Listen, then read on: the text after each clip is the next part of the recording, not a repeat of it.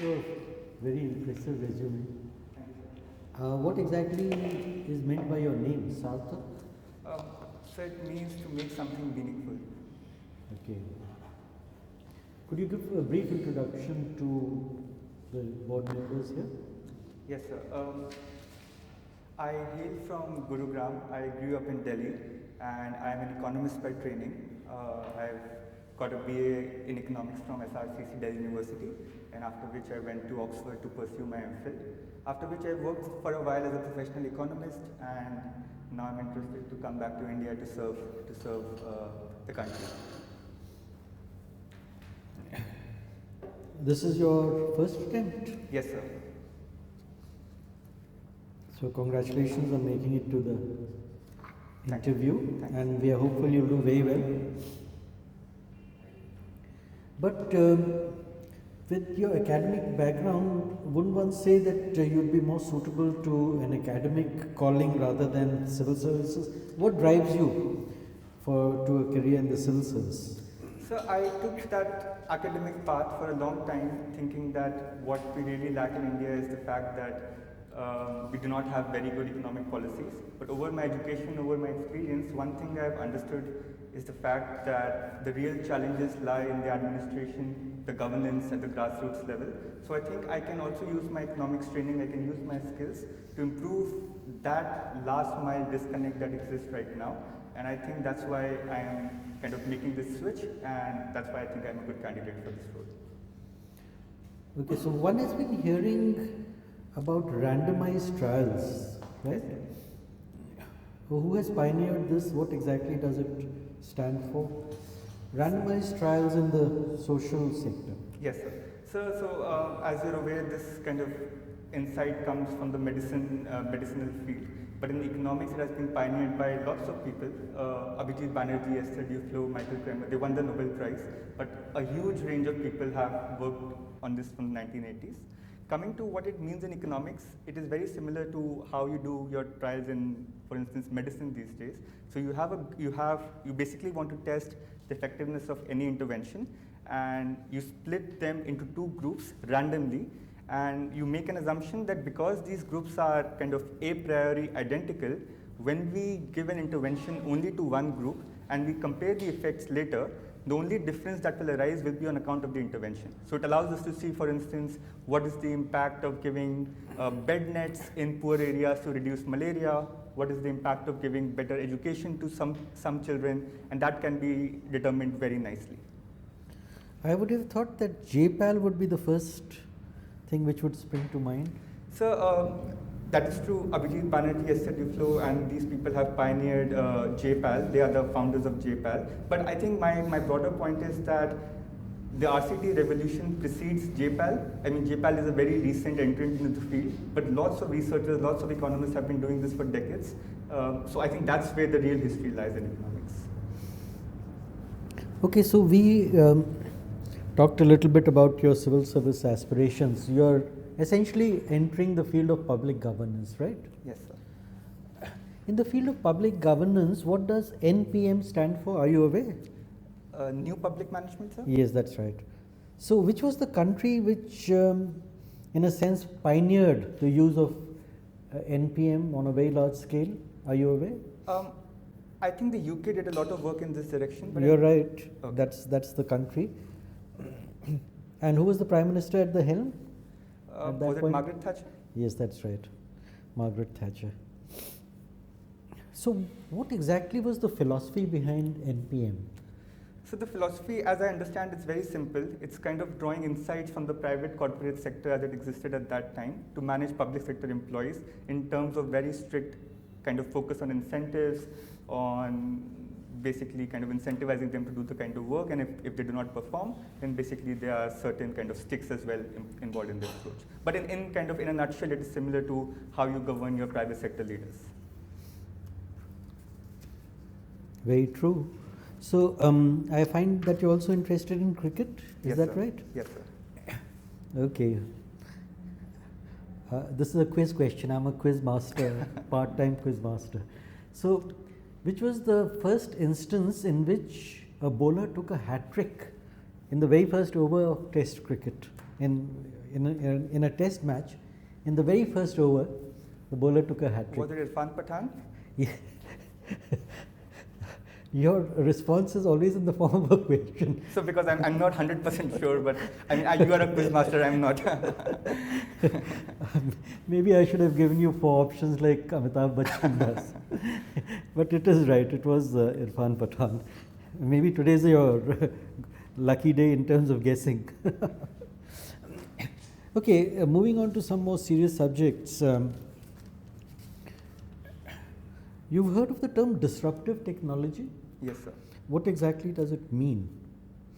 So although this term is thrown around for pretty much anything, I think the broad idea which really kind of summarizes what disruptive technology is, something which really kind of changes the way we look at things, the way we do all of the things. For instance, to give you an example, from the 19th century, electricity was a disruptive technology because it really transformed whichever kind of sector it touched. And these days, I mean, in the 20th century, you had the internet, and now you have things like AI, blockchain, machine learning, biotechnology, and these things promise to be truly disruptive in the meaning of the word. Okay, last question. One is hearing a lot these days about cryptocurrency. Yes, sir. What exactly does it mean? Would you like to, a layman like me, would you like to explain it? So the idea is very simple. It is coming from a political philosophy that believes government should have less and less power over us. And the biggest example of government power is the power to issue currency for thousands of years.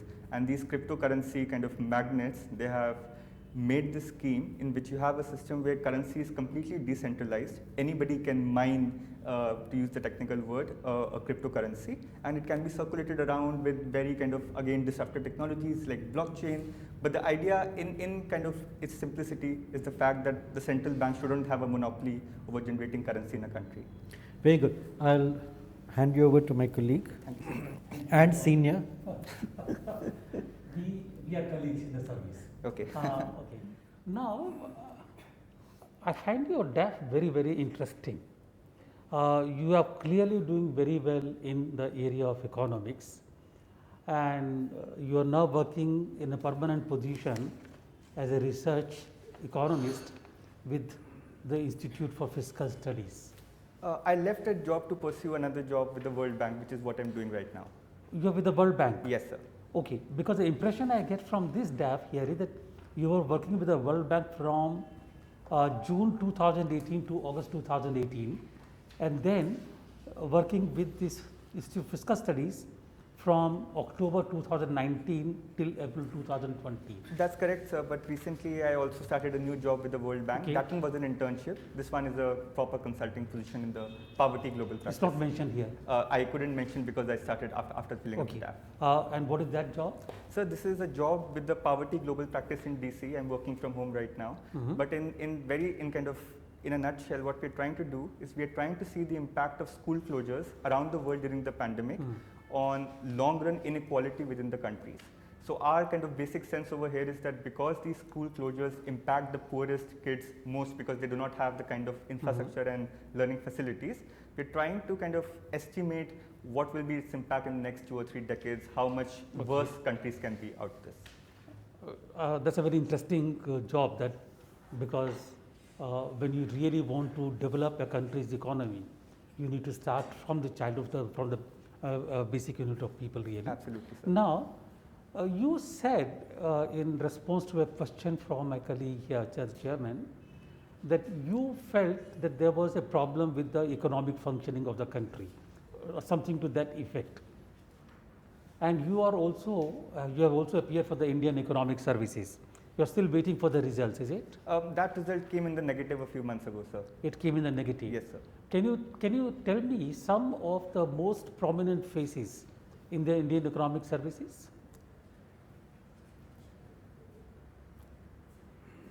So I know Dr. H.A.C. Prasad is the senior economic advisor in the finance ministry.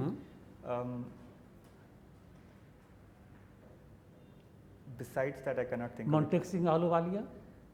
I'm not aware if he took the IAS exam or if he was a lateral entrant. It's something I'm not too sure about. Okay.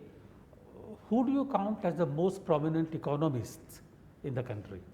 Who's living in the country or from Okay, from India. India? And you can make a distinction between those who are now working with India and who are working outside. Yes, sir.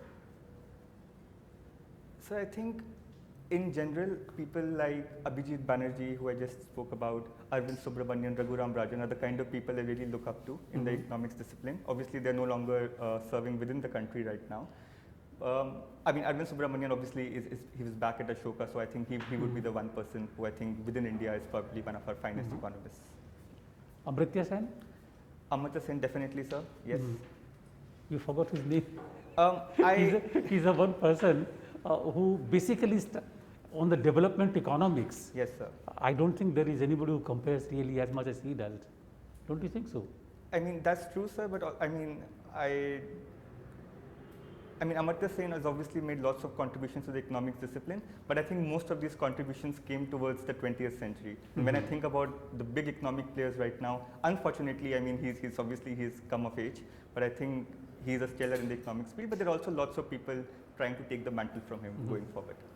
Now, in this area of globalization, what do you think are the basic issues that India faces on the path to, we are aspiring to become $5 trillion economy by 2025? Do you think that is realizable, and what are the problems, what are the issues we face on the way? So coming to the second part of your question first, whether the 5 trillion dream is realizable. I mean, right now I think we are close to $3 trillion and it is 2022.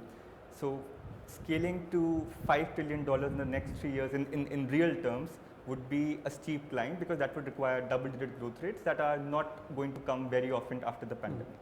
So that's the first thing. The second thing about globalization impacting India, I think one of the most important things is the impact of international trade on the Indian economy. That has been quite positive in the last in the first decade of the 21st century, but of late global trade is slowing down.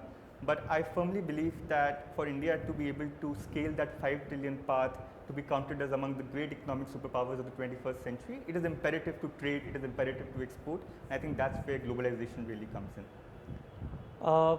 Do you think India can aspire to become a globally top economy while focusing essentially on the internal domestic dynamics?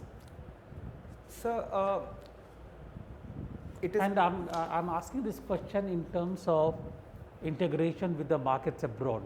The whole issue of RCEP, FTAs, etc., we are floundering on the European Union FTA, services, goods. Yes. So, taking all that into account, where are we going from there?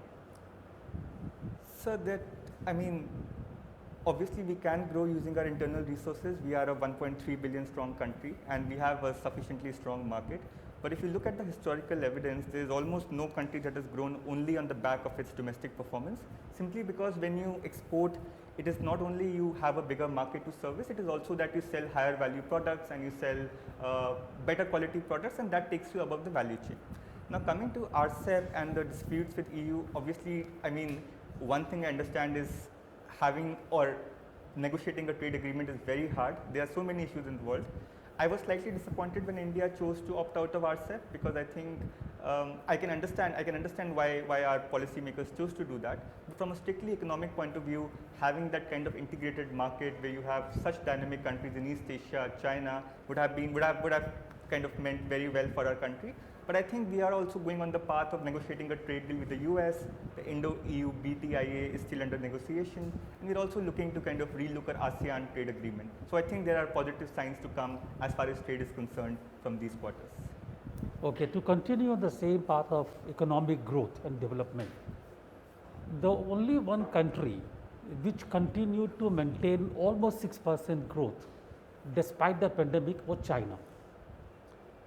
Every other country went down. India went down, I think, by -5%, or approximately -5%, almost every country. So, how do you think that China was able to maintain that positive growth rate despite the shrinking of the markets? So China did two things. First of all, I think the most important thing was it contained the COVID pandemic very quickly when it was kind of very young over there. I mean, official cases over there are 80,000, which is 2/3 of what we are getting on a daily basis now. So that shows that China has been really successful in containing the pandemic. And when you do that, you have the economic gains that come from it. The second thing which has also been seen in the past is that whenever there's a crisis, China has been able to marshal enormous amounts of investment publicly funded and mainly by the local governments to support their economy so that the economy doesn't collapse very much. And I think this is, if you look at the graph, the debt kind of figures are growing very rapidly, but they have been able to generate that kind of growth just by spending on new infrastructure, on new construction, and that's what's got their economy really going still. Do you think that they would be able to maintain the same kind of growth rate purely on account of domestic production and the domestic investments? So, originally, What is the percentage of domestic investment in China as a percentage of their global trade? So I'm not exactly aware of the figure, but one thing I know is that historically they have relied too much on exporting and on kind of investing for abroad. But of late it has become a consumption-driven economy. Investment is declining as a share of GDP, net exports is declining, but it's consumption that is really powering the economy ahead. However, if you look at the export sector still, earlier they were manufacturing simple things like textiles, footwear, toys, but now they're going into semiconductors, higher value-added stuff. So I think exports will still power their economy, but it is the might of the Chinese consumer that is going to take them forward within this kind of next few decades at least. If there was a clamor in the wake of pandemic, and after, particularly it came from Trump, after China began to really, or China was accused of breaking the international order by Indo-Pacific expanding more assertive. Practically economic sanctions, not formally, but to stop trading with China. Yes, sir. There is this whole book also, I don't know whether you read it or not, Superpower Showdown Okay. between US and China, where they are making a strong case that the trade can be stopped with China, the investment, etc., and China's economy will start to come down. What is your assessment? So first thing, it is something we learn in game theory, which is also very common in foreign policy circles. America can do that, but it will also face a huge kind of burden on its own. America is a $20 trillion economy, China is a $10 trillion economy, and they are the biggest kind of traders in the world. If America imposes very strict economic sanctions, for instance, when we saw in the case of steel, American steel became more expensive, American steel growers, American kind of factory makers were really badly hit. So it will hurt America in the first go. But if you assume for a moment that America overcomes those compulsions and imposes those kind of sanctions, then obviously China will be hit. There is no kind of two ways about it. But it's also true that China has expanded its reach over the past kind of 1 decade at least, in which it is catering to new markets in Europe, in Africa, in Latin America, and even in its own kind of backyard. So I think China will be hit badly. No country can escape being hit by a $20 trillion economy. But China has got more alternatives now, while on the other hand, it is also becoming a dominant producer, so US will be hit if it imposes those sanctions. Suppose you join the Indian Foreign Service, either way, whatever happens. How do you see in that case dealing with the contest between India and China in South Asia and in Indo-Pacific? So that will be the challenge of our times. That is the biggest challenge Indian foreign policy faces. And as far as my response to it is concerned, I'm drawing from something that Ambassador Shyam Saran has said very often, that in India we lack a very good understanding of the way Chinese think. Very basic things like knowing Chinese and knowing kind of the Confucian way of thinking. I think that will be my first personal investment in trying to understand that culture, understand the way they do things, so that we're not blindsided like we have been on occasion. Coming to the larger picture about how to deal with China, I think it's very important to have like-minded allies who are democratic nations. The Quad is a noteworthy initiative in this regard, and ultimately, I mean, maybe it's the economist in me talking, but unless the Indian economy grows much faster than it is right now, it will be hard to kind of compete with China just on account of its checkbook diplomacy, on account of whatever it can do with its money. So I think a combination of knowing China better culturally, partnership with democratic countries, and thirdly, increasing our economic heft. Okay. Let me put this last hypothesis to you in that case. Yes, sir. You said that unless we grow economically and we build our economic strength, it's going to be basically increasingly difficult. Now we know China is growing at 6% already, even during the pandemic. According to the latest IMF World Global Economic Outlook, China is still going to grow at 6.5% during the next year, 2021, while we from a minus 4.5 base go up to 12% or something, very optimistically. Clearly, it's going to be difficult to catch up with China economically. So, do you think it's rather a hopeless cause to be able to compete with China? Certainly not, sir, because if you see the recent past, I mean, if you ignore the past few years, India has been the fastest growing economy in the world, not China. And China is definitely slowing down, we know that. So even a 2% growth differential, say China grows at 6% and we grow at 8%, when it compounds, it starts becoming big very quickly. So that's the first thing. I think it is not at all a hopeless cause and we should still pursue it.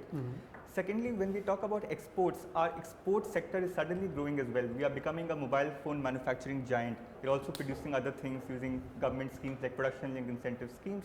And I think there's a lot of potential over here for India to become the export powerhouse as Chinese wages rises. So I am certainly very optimistic that we will be able to achieve that goal if we are very well focused on kind of bridging our economic deficiencies and taking the cart forward.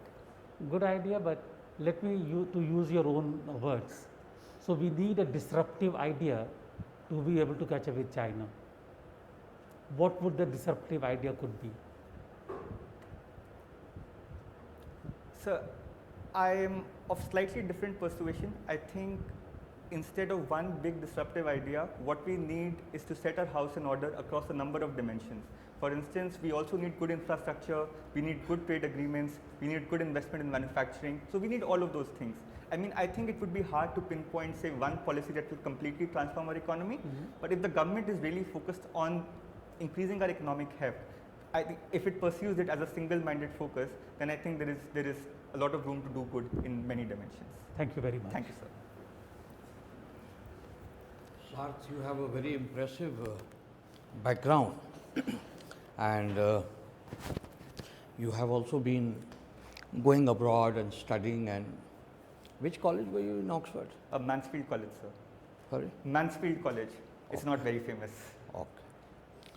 And you have worked also for some time, World Bank, but you have put IFS as your fifth option. Why you are not attracted to IFS, Foreign Service? So I'm definitely attracted to the Foreign Service, and I think the Foreign Service has done immensely for the country and is still continuing to do so.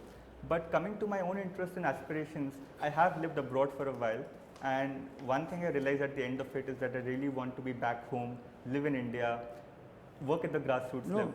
see, you are a person who has a lot of options. You can go into academics, you can go into Indian Economic Service, and so you can go into IAS, IPS. So. But you have specifically applied for All India Service. Yes, sir. Here it means you can be sent abroad, you can be sent anywhere, so you should be prepared for everywhere. Why this desire to be in India? Sir, I'm very well prepared to be abroad. It's only that my preference is to be in India, but if the government so demands, I'll be the first person to set out. But I don't see you have put IFS as third or second, it is fifth. Yes, sir.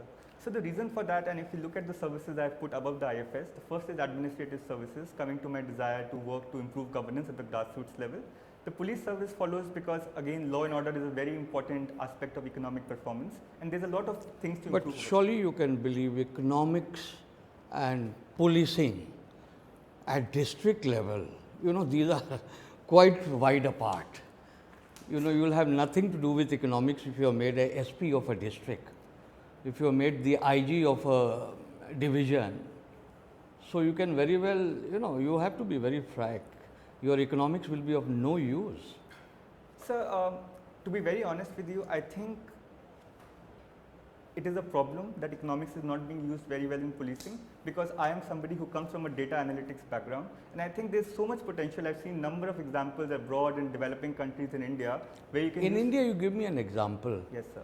Where in police you will use your at the district level. Yes, sir.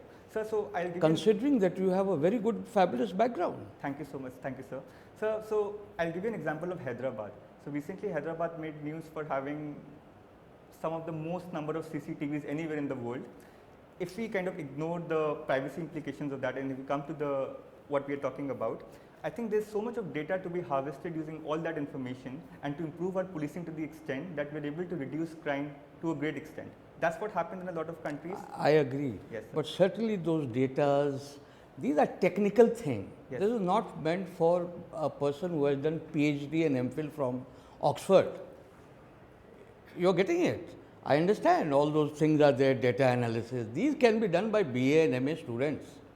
These are done to require an MPhil and PhD from Oxford. Okay, let me put it other way. Yes, sir. Suppose you get to the Indian Economic Service and you get to the IAS. What will you choose? So I'll choose the administrative services. Why not economic service? Again, you are saying that you are going to use your economic background. Why not economic service? Sir, so Servers say you can reach the same spot. Montek Singh Alwalia, he is not from IAS. He became the finance secretary. yes, sir. There are a lot of Indian economic service people you can reach today at the very top. So why not in Indian economic service? Again, you are giving contradictory answer. So I'll circle back to what I said in the very beginning. An Indian economic servant contributes immensely to improving our policy making process, imparting statistical rigor to our policies, which is much appreciated. But over the course of time, they've also understood that the problems lie in grassroots governance, in administration, without which it's a chimera to talk about fancy economic schemes, fancy economic policies. As long as those social security schemes, for instance, aren't implemented well on the ground, it is very hard for an IAS officer also to recommend, okay, this is something we can do or this is something we should do. I mean, I think there is a role for all people in the process, and going by my own interests, I think good governance, proper administration, improving the citizen government connect is what is most dear to me. Okay. Did you have a look at the economic survey this year? I did, sir. Good. The chief economic advisor, Mr. Subramaniam, he talked about Pant Pujara combination for Indian economy. What was this meaning? So it was a very interesting statement coming from my interest area as well. The idea was that, and he was talking specifically in terms of the budget, what he said was that the finance minister also has to show some Rishabh Pant kind of energy in terms of its policies being very expansionary, which is required in the wake of the pandemic. But a Pujara-like emphasis also kind of means that you can't basically smash the house down. You have to look, you have another day to survive. I mean, just the way Pujara plays in his batting, it's not like he comes and starts hitting a sixer on the first ball. He's thinking of the longer term objective. Similarly, the finance minister in this year's budget especially, she increased the fiscal deficit to a huge amount.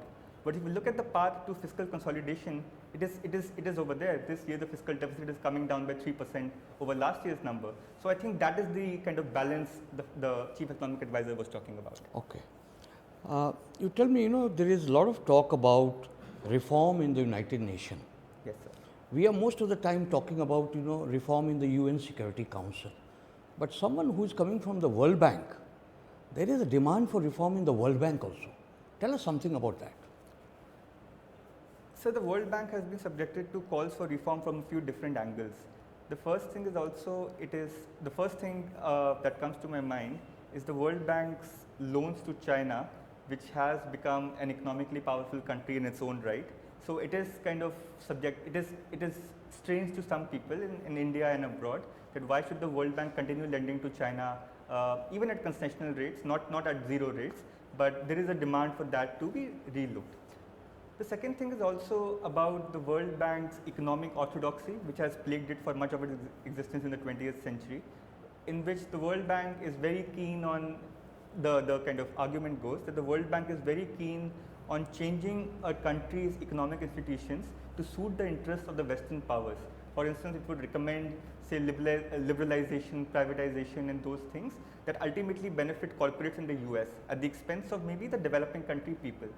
That is one area that is up for reform, and also something I think the World Bank is making some steps to improve. Anything else? Anything else? So as far as the World Bank in particular is concerned, I mean the World Bank IMF consortium. Changing the power structure in the World Bank, anything? You can tell us something about it? One example that comes to mind is that the World Bank president is still kind of chosen in a way by the United States. and that doesn't fit in the 21st century realities. But is that fair or unfair? So I think that's very unfair. Why? So because the World Bank is an institution for the entire world, it is based in DC, but that doesn't mean, I mean, that's what the charter also says, that doesn't mean it's an American institution, it's a world institution. The IMF is chosen to head by a European. Okay. Last question I'll ask you. Did you read the newspaper today? I had a look, sir. You had a look. There was this word there, Yes, sir. freedom of navigation operation. Yes, sir. What is the issue today? So the issue is that America has kind of traversed our exclusive economic zone to the west of Lakshadweep Islands, and it has launched a freedom of navigation operation as it does even in the South China Sea. But what we are concerned about is the fact that we weren't informed before, which is what our policy requires. And this is not the first time. America has done that on a number of occasions in the past few years as well. The US has said that the primary motive of the freedom of navigation operation is to put countries into their place. You know, what is India's objection? So India's objection is that why weren't we informed before traversing, before. But is it a fair objection? So I think it is a fair kind of objection. Why? For a couple of reasons. First of all, I think it is the sovereign right of every state to be at least informed, if not given the power to refuse an operation of this kind. That's Indian law. Yes, sir. It's in international water. Yes, sir. United States has not signed the United Nations Convention on Sea. So what is the problem? So Aren't we being very thin-skinned, very sensitive? I don't think so, sir. And I'll come to my second point. There is this evolving trend of friendship between India and the US in terms of number of agreements we have signed. I think these are very small and kind of petty acts that the US is doing, and they do not do they do not take our friendship any forward. So I would, if I am in the Indian government, I would maybe talk to the American kind of people and say, why on earth would you do that when you know that we are cooperating right now against kind of a bigger enemy? So, but that's what they have said. But that's what I'm saying. Are we being very sensitive? So as far as guarding our exclusive economic zone is concerned, I don't think so. We didn't ask them to, okay, you shouldn't do that, but the least we kind of require is to be informed. For instance, what if there is a simultaneous operation by our Navy or something else that's going on? I think it's only fair that countries inform each other. Thank you. Thank you. Should India go and navigate US exclusive economic zone? So we do not have the power to do that at the moment in terms What of power the, is required? You need a ship only. When So- they are agreeing that anybody can do, we So- can also do it. I mean, in theory, perhaps, but again, coming to my point, I don't think it is nice for countries who are cooperating on so many different levels to indulge in things like this. I mean, India has never been an expansive power. According to me, they are not cooperating. They are only marketing. US's interest is limited to the market, Indian market, not in anything else. Why should they bother about if some country has a conflict with India? Why should they unnecessarily waste their resources? So America wouldn't indulge in Indian affairs to the extent that, for instance, we have a border dispute with China, and it is not even that India wants that kind of interference.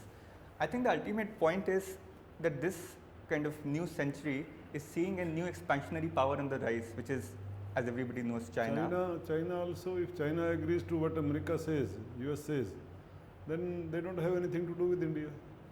So, They are but- only using India against China. So, taking a broader perspective of what China is doing, for instance, if you look at the happenings in the South China Sea, I mean, they are not related to India, they're not related to America, but they're not conducive for global peace. And I How think- much our trade, how much Indian trade is taking place in the South China Sea? It is basically a US trade which is affected. So, but I think the broader point over here is that if China can flex its muscle in the South China Sea, it can even do it in the Bay of Bengal, it can do it in the Arabian Sea, it can damage India's strategic interests, which is not something that we want. I see. I think the example is being set very badly over here, and which is something countries are US trying- has been doing it, Diego Garcia and all those things. Yes, Diego sir. Garcia. Yes, sir. US has been doing it, we could not do anything. So that is true, and I think the Diego Garcia issue came at a time when the power balance between countries were very different. Today, India is a very different country. It's a much more powerful country economically and strategically, and I think those realities should be taken into account. So when we have become powerful, whether US has vacated that Diego Garcia? So the US hasn't vacated its kind of previous dominance, even though it is clear that it is no longer going to be the primary economic engine. Yeah. Good. Why Gurugram? What was the logic of changing from Gurgaon to Gurugram? So I think the idea was to restore that link between the history of Gurugram to what we see in the present. It was always believed to be Guru Dronacharya's village that was kind of gifted to him by the Is Pandavas. it proved that Guru Dronacharya belonged to Gurugram? Sorry, sir? Is it proved? Is it a history? Is it proved fact that he was from there, or Dronacharya was there or not as a real person? Sir, I don't think I'm not very aware of the archaeological evidence or the historical evidence in this regard, but I think the point, a lot of things we do as a country is also to build a better social life for citizens that kind of believe in that thing. It is And converting mythology into history. so it is not kind of changing a lot of things. I mean, for instance, if changing the name of a place allows the residents of that city to feel closely connected with the huge kind of Residents were asked, their opinion was asked. I do not kind of remember a formal survey, but the demands I think rose from the grassroots level. I remember lots of organizations working much before the formal changing of the name, trying to ask for this. Okay, good. Acha, in the beginning, you answered that the population is uniform, random sampling you were talking about. Yes, sir. If population is not uniform, what kind of sampling you do then? I didn't understand your question, sir. When population is uniform, Yes, sir. regarding the discussion about the random sampling. Yes, sir. Yes, sir. If population is uniform, random sample is done Yes, sir. for research. Yes, sir. But if population is not uniform, then what do you do? So we stratify it according to the differences between population. We do stratified sampling, and that kind of solves some of the problems that will come if the population is not uniform. Okay, what do you do in stratified? So we basically do a random sampling group by strata. For instance, let's say we have a country and we have a number of different states. So what we'll do is we'll collect samples individually from each state and then club them together according Okay, to. and if random sampling also is not a viable alternative, then there is something like split plot design sampling. I'm not aware of that, You are not sir. aware. Farmers movement is going on for a long time in India. What are their demands? Sir, the immediate farmers' protest movement in India at the moment, which we are seeing in Delhi, the demands as they stand right now is to revoke the farm laws completely and also institute a legal guarantee for the MSP to continue into the future. Government is right or farmers are right? Which side you are? So this is a very complex matter. If you look at what the farmers are saying, for instance, it is also first very regionally kind of biased. For instance, it's only the farmers in Punjab, in Haryana and in Western UP who are kind of arguing for this, mainly because MSP is given to only 6% of Indian farmers and most of them come from this region. So that is the first kind of area. I understand, I mean, Indian farmers are some of our poorest residents in this country and they deserve state support to be able to continue with their livelihoods. At the same time, we must also realize the harms the MSP regime is kind of doing to our economic security, to our water situation in this country, and in general to our environmental situation. In these laws, there is any mention of water security? So not in particular in these laws, but for instance, what the government revoked in response to the farmer agitation, there was this clause in the electricity bill that said that the benefits of free power basically will now onwards be given as a direct benefit transfer, and the government had to revoke that. No, farmers are not against direct benefit. So the argument in those quarters were that initially, while the protests were going on, the farmers were skeptical of kind of coming to this See, new now regime. the point is that you are in a deciding position. Government says that whatever Sarthak decides, and farmer also agree, we will agree. What do you decide? These two demands you will allow or disallow? Or whatever third alternative, partly or whatever. So as a government representative, it would be hard to agree. Not representative, not as a government representative. As a decision maker, as a judiciary you can say. As a You are judiciary. the person who is appointed by both the sides to decide, take a final decision. Both will agree. Yes, sir. So one solution I would propose is the fact that Not solution. This is accepting these demands or not accepting these demands, or accepting one demand or other demand, or both the demands, or rejecting both or one demand. so I will continue with the farm laws as they stand, with obviously the exemptions the government has already agreed to. Okay. But what I will do is promise an expanded social security net in the form of PM Kisan, which is very bare minimum No, at that the is moment. not asked. You are given only that. That jurisdiction only, that you have to say yes or no to the demand. You said that these laws you will allow them to continue, so government side. Yes, sir. What about the MSP? So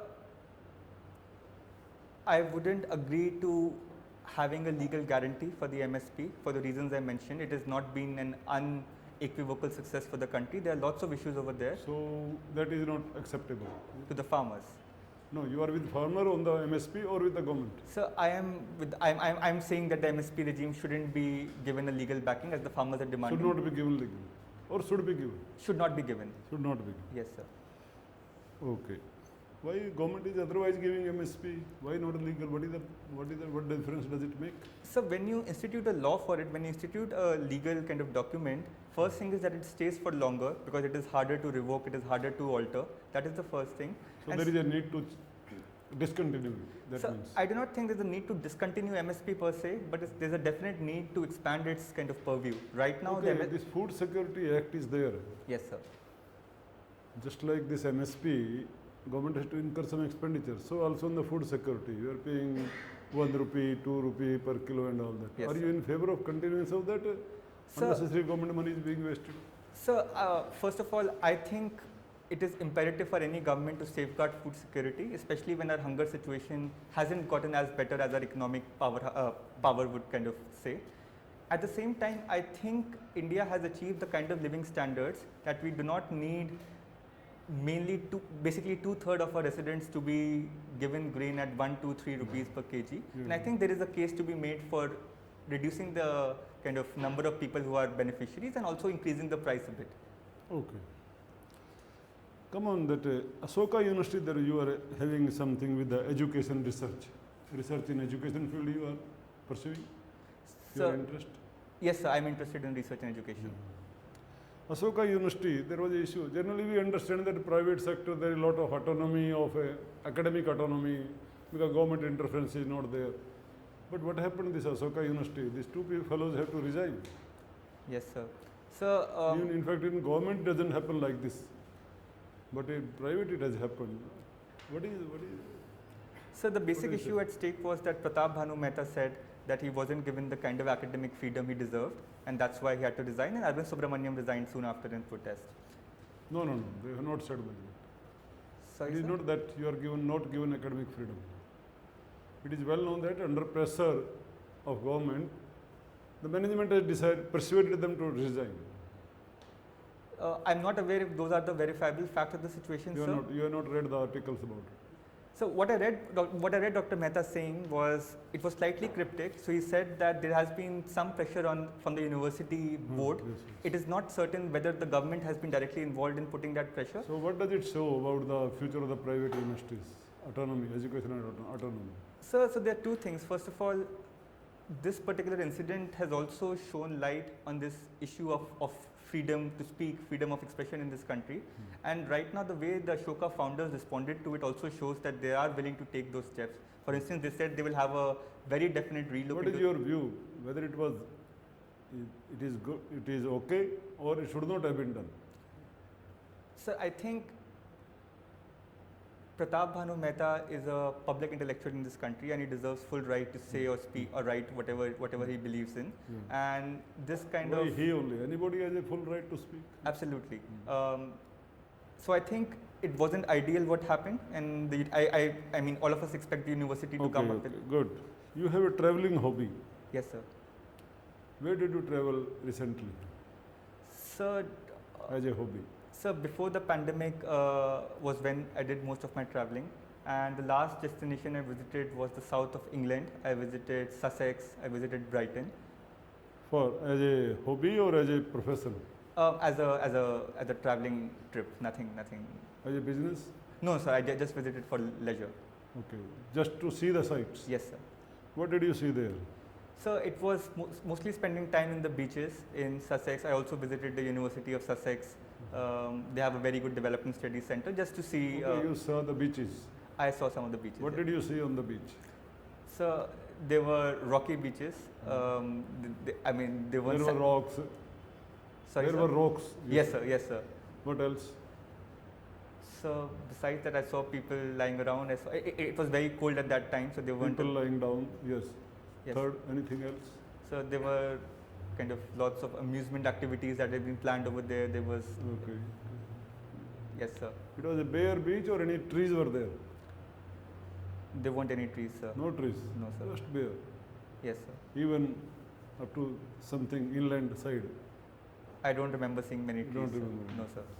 Was there no water? There was water, sir. But you didn't remember that. Yeah, it kind of.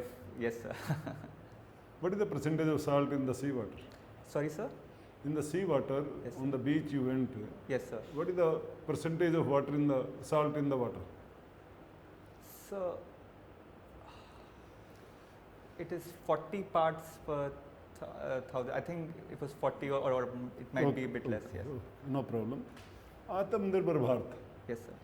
You remember Ricardo's theory of trade? Yes, What sir. is that? So it says that countries should trade according to comparative advantage. That's when everybody gains. So Atmanirbhar Bharat seems to be very backward step as per the Ricardo's theory.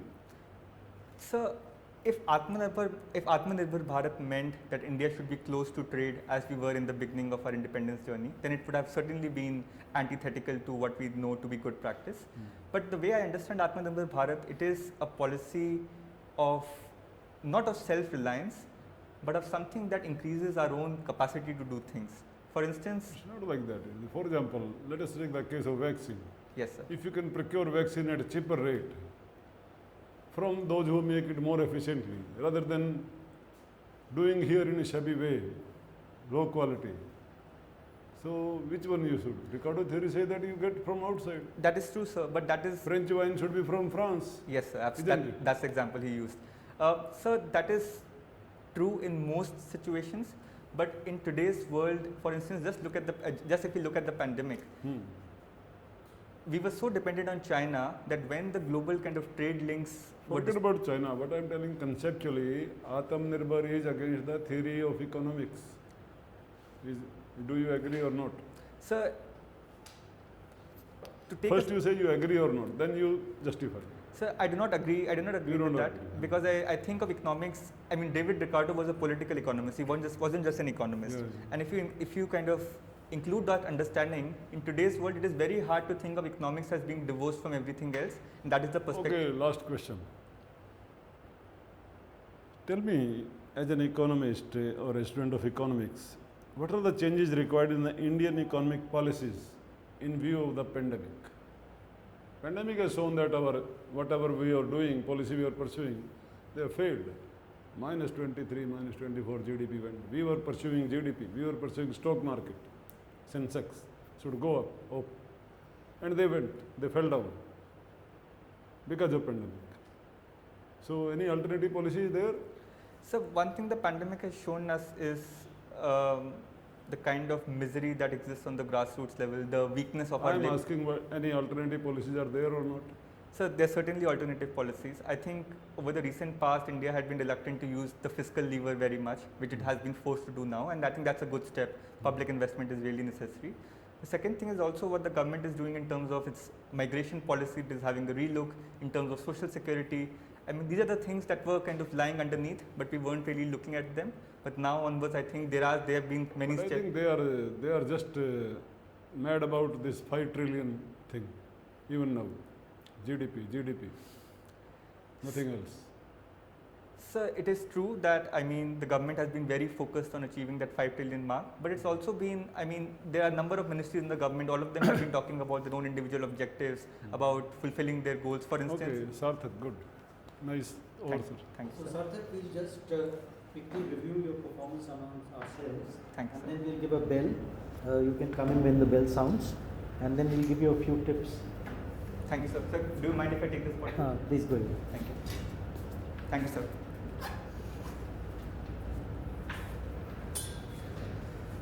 Sumit, बहुत